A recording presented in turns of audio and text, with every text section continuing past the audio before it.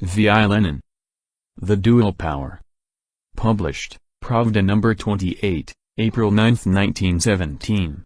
Source, Lenin Collected Works, Progress Publishers, 1964, Moscow, Volume 24, pages 38 to 41. The basic question of every revolution is that of state power. Unless this question is understood, there can be no intelligent participation in the revolution, not to speak of guidance of the revolution. The highly remarkable feature of our revolution is that it has brought about a dual power. This fact must be grasped first and foremost. Unless it is understood, we cannot advance. We must know how to supplement and amend old formulas, for example, those of Bolshevism, for while they have been found to be correct on the whole, their concrete realization has turned out to be different. Nobody previously thought, or could have thought, of a dual power. What is this dual power? Alongside the provisional government, the government of bourgeoisie, another government has arisen, so far weak and incipient, but undoubtedly a government that actually exists and is growing, the Soviets of Workers' and Soldiers' Deputies. What is the class composition of this other government? It consists of the proletariat and the peasants, in soldiers' uniforms. What is the political nature of this government? It is a revolutionary dictatorship, that is, a power directly based on revolutionary seizure, on the direct initiative of the people from below, and not on a law enacted by a centralized state power. It is an entirely different kind of power from the one that generally exists in the parliamentary bourgeois democratic republics of the usual type still prevailing in the advanced countries of Europe and America. This circumstance often overlooked, often not given enough thought, yet it is the crux of the matter. This power is of the same type as the Paris Commune of 1871.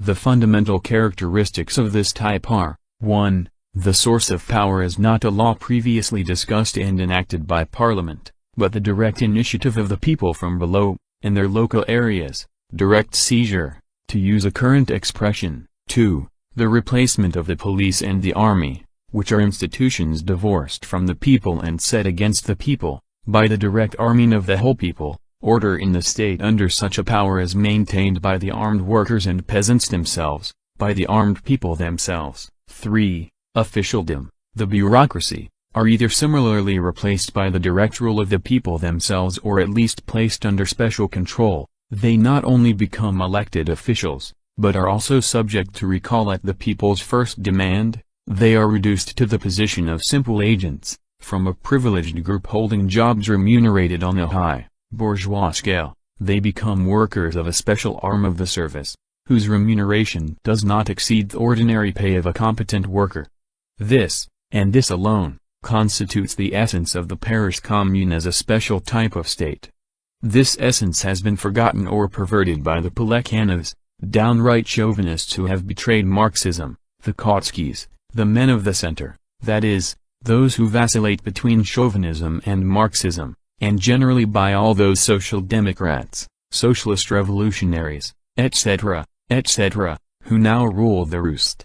They are trying to get away with empty phrases, evasions, subterfuges. They congratulate each other 1,000 times upon the revolution, but refuse to consider what the Soviets of Workers' and Soldiers' Deputies are.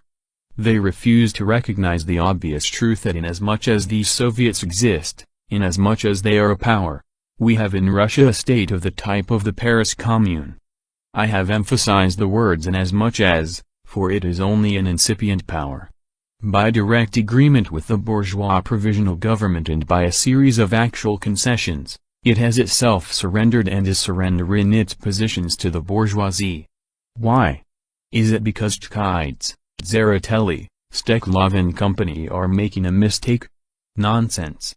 Only a Philistine can think so, not a Marxist. The reason is insufficient class consciousness and organization of the proletarians and peasants. The mistake of the leaders I have named lies in their petty bourgeois position, in the fact that instead of clarifying the minds of the workers, they are befogging them. Instead of dispelling petty bourgeois illusions, they are instilling them. Instead of freeing the people from bourgeois influence, they are strengthening that influence. It should be clear from this why our comrades, too, make so many mistakes when putting the question simply, should the provisional government be overthrown immediately?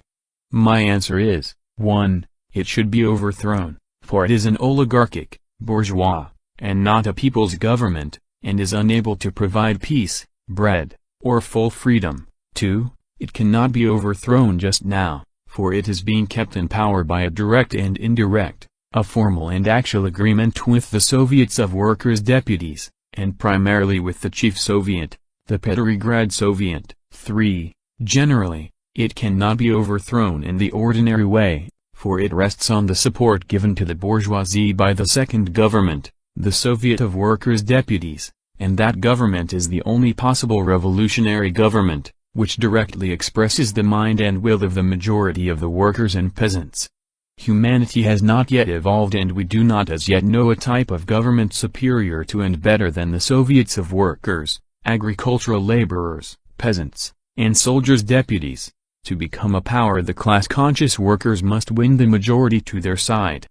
As long as no violence is used against the people, there is no other road to power. We are not belongists. We do not stand for the seizure of power by a minority.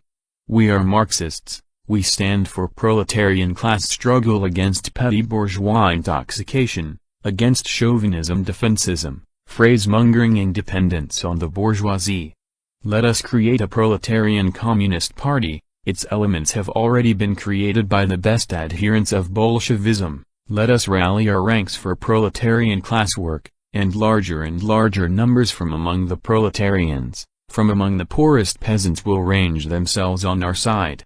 For actual experience will from day to day shatter the petty bourgeois illusions of those social democrats, the Chkaidzes, Zaratellas, Steklovs and others, the socialist revolutionaries, the petty bourgeois of an even purer water, and so on and so forth. The bourgeoisie stands for the undivided power of the bourgeoisie.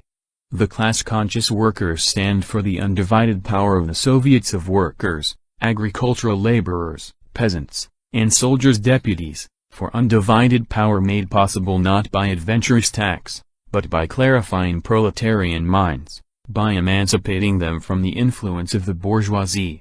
The petty bourgeoisie, social democrats, socialist revolutionaries, etc., vacillate and, thereby, hinder this clarification and emancipation.